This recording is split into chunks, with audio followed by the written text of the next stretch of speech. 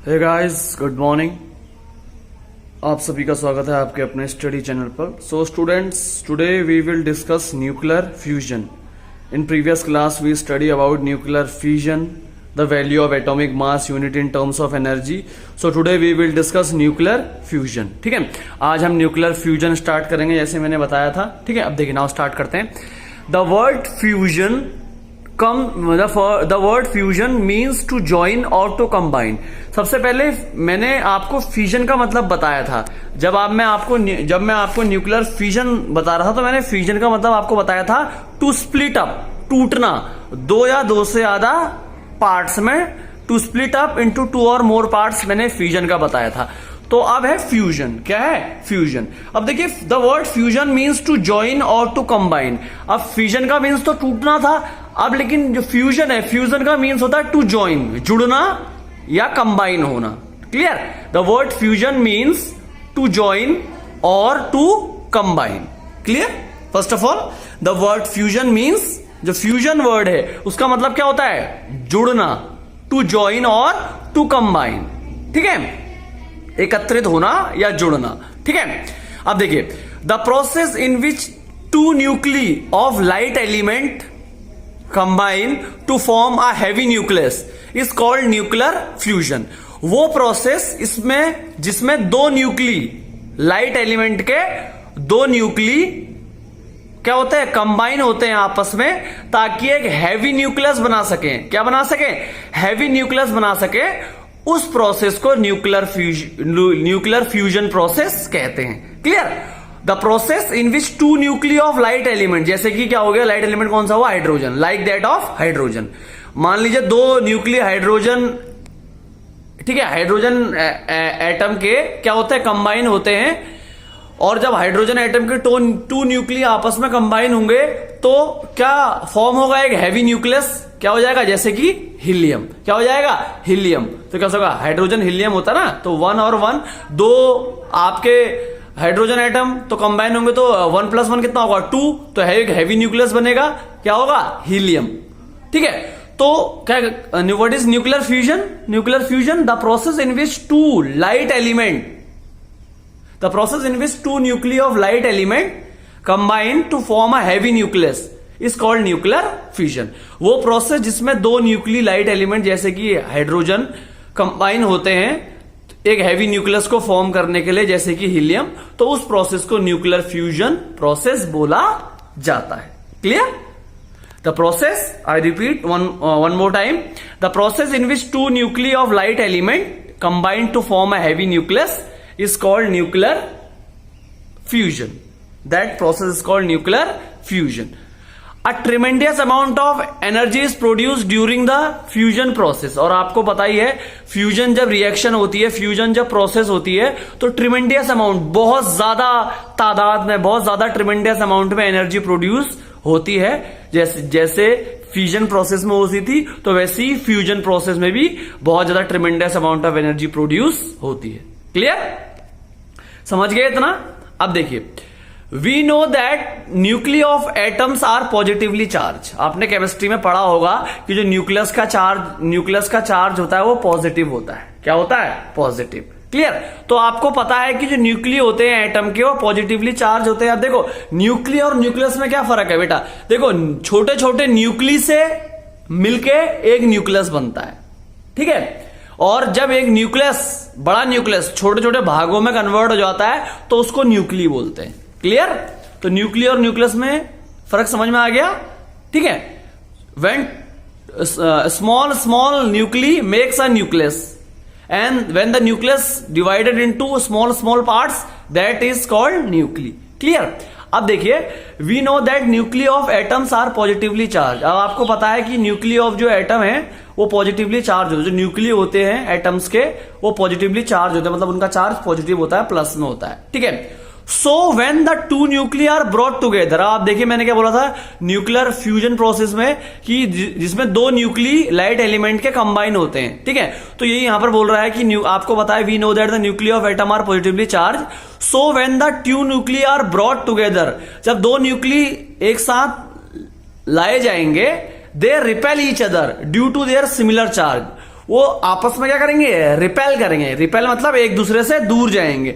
और आपने अभी आप पढ़ोगे आगे चल के फिजिक्स में इलेक्ट्रिसिटी वाले चैप्टर में, जब दो सिमिलर चार्ज एक दूसरे के आमने सामने आते हैं तो वो रिपेल करते हैं, और जब दो अपोजिट चार्ज एक दूसरे के सामने आते हैं तो अट्रैक्ट करते हैं। आपने देखा होगा अगर प्लस माइनस आपस में आता है तो एक दूसरे को अपनी ओर खींचता है, लेकिन अगर प्लस प्लस आएगा या माइनस माइनस आएगा तो वो रिपेल करेगा, एक दूसरे से दूर जाएगा। तो क्या बोल रहा है, आपको पता है कि we know that the nuclear of atom are positively charge. हमें पता है कि जो न्यूक्लिय है एटम के वो पॉजिटिवली चार्ज हैं।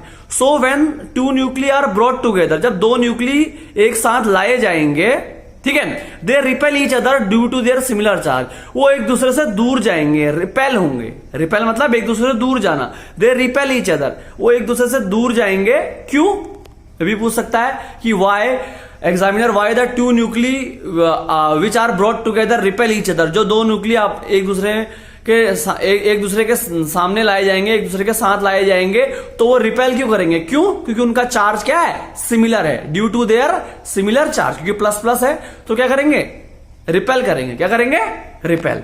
तो मैंने क्या बोला, so when two nuclear brought together they repel each other due to their similar charge. Similar charge की वजह से वो रिपेल करेंगे, एक दूसरे से दूर जाएंगे, ठीक है।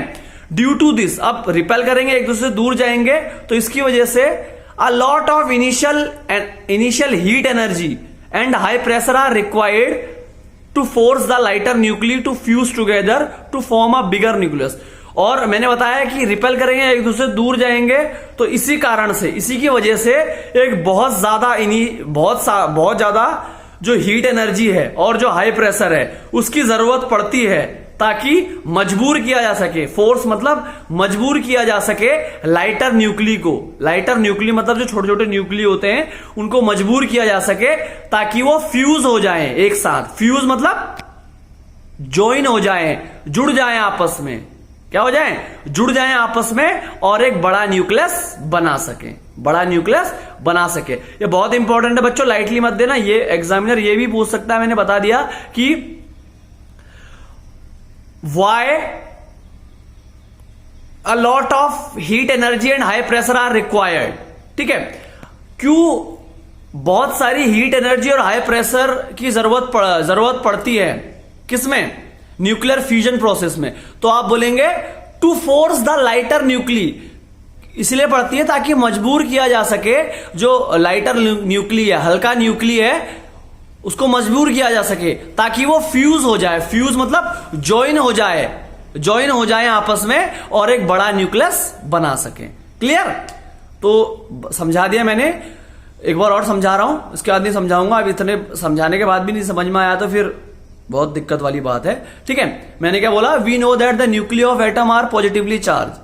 मैंने आपको ये बताया कि न्यूक्लियर ऑफ एटम के, आपको पता है कि न्यूक्ली जो एटम के होते हैं पॉजिटिवली चार्ज होते हैं। ठीक है, so when two nuclear are brought together, तो इसीलिए जब दो न्यूक्लियर एक साथ लाए जाएंगे, दे रिपेल ईच अदर, वो एक दूसरे को रिपेल करेंगे, एक दूसरे से दूर जाएंगे, due to their similar charge, अपने एक जैसे सिमिलर चार्ज के कारण। ठीक है, और इसकी वजह से ड्यू टू दिस, इसी कारण है, क्योंकि एक दूसरे से दूर जाएंगे, रिपेल करेंगे, इसी कारण की वजह से due to this a lot of initial heat energy, इसी कारण से बहुत सारी हीट एनर्जी और हाई प्रेशर की जरूरत पड़ती है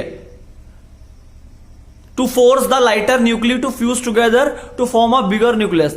इसलिए बोल रहा हूं बहुत ज्यादा हीट एनर्जी की जरूरत पड़ती है और हाई प्रेशर की जरूरत पड़ती है ताकि जो लाइटर न्यूक्लियर है उसको मजबूर किया जा सके कि वो फ्यूज हो जाए।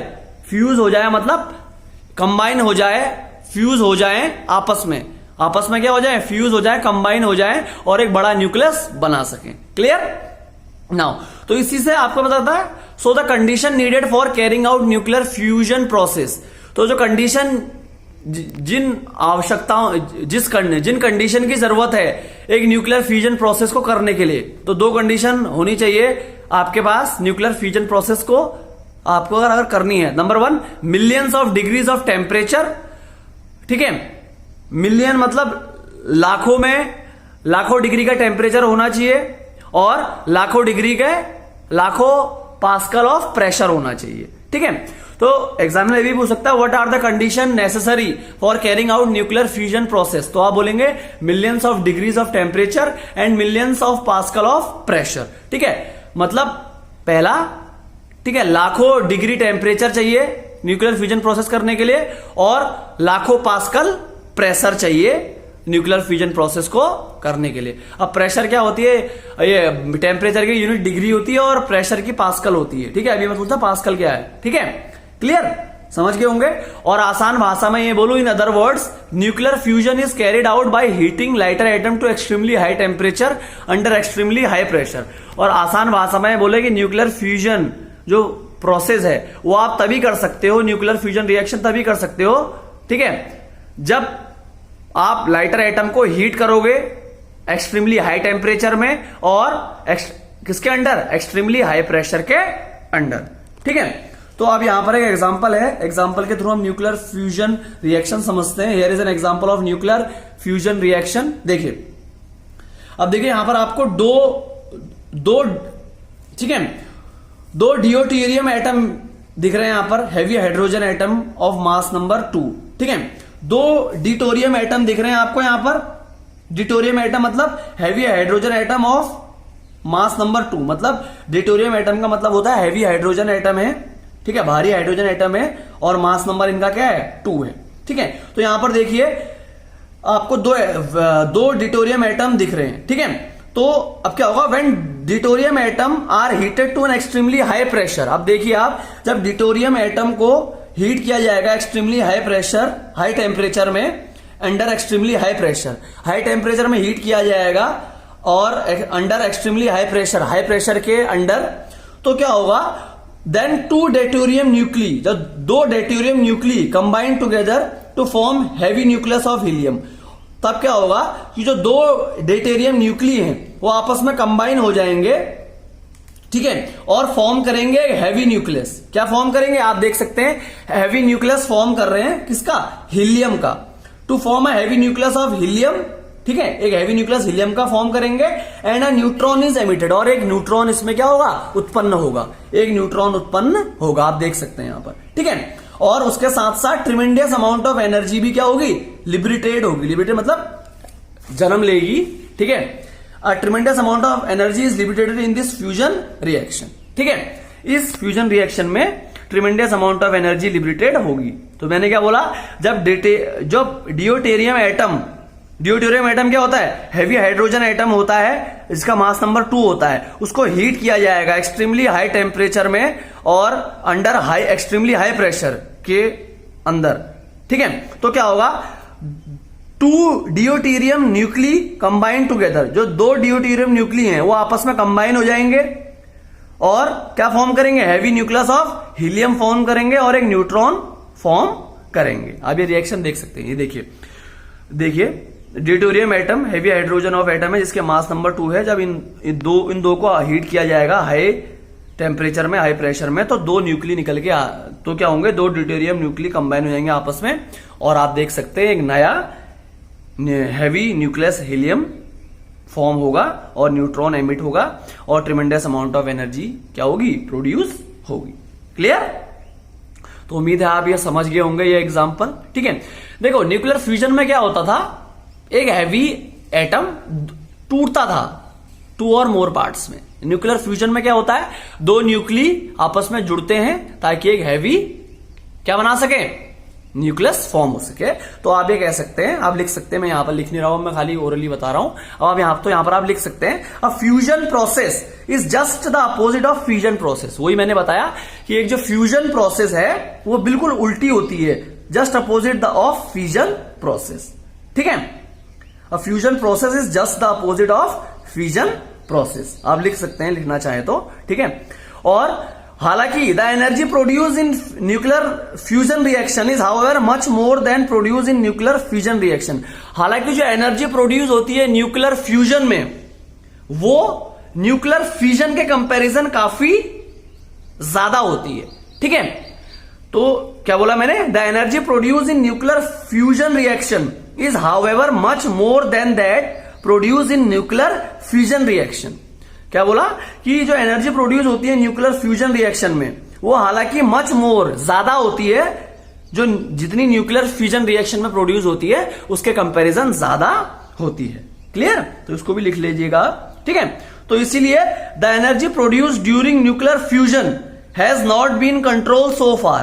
तो इसीलिए जो एनर्जी प्रोड्यूस होती है न्यूक्लियर फ्यूजन प्रोसेस में, ये न्यूक्लियर फ्यूजन प्रोसेस में, इसको अभी तक कंट्रोल नहीं किया जा सका है, अभी तक इसको कंट्रोल नहीं किया जा सका है, इसको नियंत्रित नहीं किया जा सका है एज फार, ठीक है, एट प्रेजेंट, अभी तक, ठीक है। तो जो न्यूक्लियर फ्यूजन एनर्जी है, तो मैंने क्या बोला, energy produce during nuclear fusion has not been control so far, तो इसीलिए so nuclear fusion energy could not be use for generating electricity so far, तो इसीलिए जो न्यूक्लियर फ्यूजन एनर्जी है ये वाली, इसका यूज अभी तक इलेक्ट्रिसिटी जनरेट करने के लिए नहीं हुआ है अभी तक। क्यों? इसमें ये भी क्वेश्चन पूछ सकता है examiner, why nuclear fusion energy could not be use for generating electricity so far, अभी तक न्यूक्लियर फ्यूजन एनर्जी का यूज क्यों नहीं किया गया इलेक्ट्रिसिटी जनरेट करने के लिए?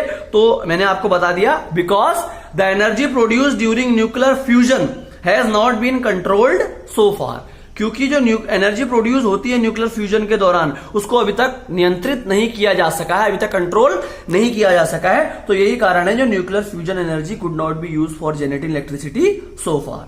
क्लियर? समझ गए हो गया? ठीक है। अब देखिए एक और important point, nuclear reaction which occur at extremely high temperature are called thermonuclear reaction. वो न्यूक्लियर रिएक्शन जो एक्सट्रीमली हाई टेम्परेचर, बहुत ज्यादा हाई टेम्परेचर में अकर होती है, उत्पन्न होती है, तो उस न्यूक्लियर रिएक्शन को थर्मोन्यूक्लियर रिएक्शन भी बोला जाता है। क्लियर? तो ये भी याद रखिएगा। अब देखो न्यूक्लियर फ्यूजन जो रिएक्शन है ये कहां कर होती है? एक्सट्रीमली हाई टेम्परेचर में, तो इसको हम थर्मोन्यूक्लियर रिएक्शन भी बोल सकते हैं। क्लियर? क्या बोला मैंने? द न्यूक्लियर रिएक्शन, इंपॉर्टेंट छोटे छोटे पॉइंट याद रखना, यही गले की हड्डी बनेंगे लास्ट में। अब क्या बोला? The nuclear reaction which occur at extremely high temperature, वो न्यूक्लियर रिएक्शन जो बहुत ज्यादा हाई टेम्परेचर में अकर होती हैं, तो उसको थर्मोन्यूक्लियर रिएक्शन भी बोला जाता है। क्लियर? तो बेटा ये आज आपका सेशन था, ठीक है, this is your today session. In today session we discuss about nuclear fusion and examples of nuclear fusion, ठीक है, and what are the condition need for carrying out nuclear fusion process. ठीक है, तो ये सारी चीजें आज हमने न्यूक्लियर फ्यूजन में पढ़ी। ठीक है, तो उम्मीद है सेशन आपको पसंद आया होगा। ठीक है, सेशन पसंद आया तो वीडियो को लाइक कर दीजिए, लाइक तो आप करते नहीं, छोड़ो, देख ही लेना आप। ठीक है, अगर लाइक कर दीजिए, शेयर कर दीजिए, और चैनल को सब्सक्राइब नहीं किया है तो अभी तक सब्सक्राइब कर लीजिए। ठीक है, ताकि आपको नोटिफिकेशन आ जाए जब भी क्लासेस हों। ठीक है, तो बेटा आज का सेशन यहीं पर खत्म करते हैं हम। ठीक है, और इंग्लिश की क्लास आपकी आज से स्टार्ट होने वाली थी, थोड़ा सा अभी उसमें दिक्कत है क्योंकि आज मीटिंग है, जितने भी जो ये स्कूल एडमिनिस्ट्रेशन है उनकी, वो देखते हैं आगे क्या फैसला लेते हैं आपकी स्टडीज को लेते हुए। तो आज तो नहीं हो पाएगी आपकी इंग्लिश की क्लास, आप आज फैसला आएगा, फिर कल से आपको पता लगेगा कि कल से आपकी क्लास होगी या नहीं होगी। ठीक है, तो आज के लिए इतना ही काफी है, कल हम डिस्कस करेंगे हाइड्रोजन बॉम्ब। ठीक है, तो इसी के साथ मैं आज का सेशन खत्म करता हूं। Okay, thank you, bye bye, have a nice day, stay home, stay safe, take precaution, mandatory precaution, ठीक है, अगेंस्ट कोविड-19।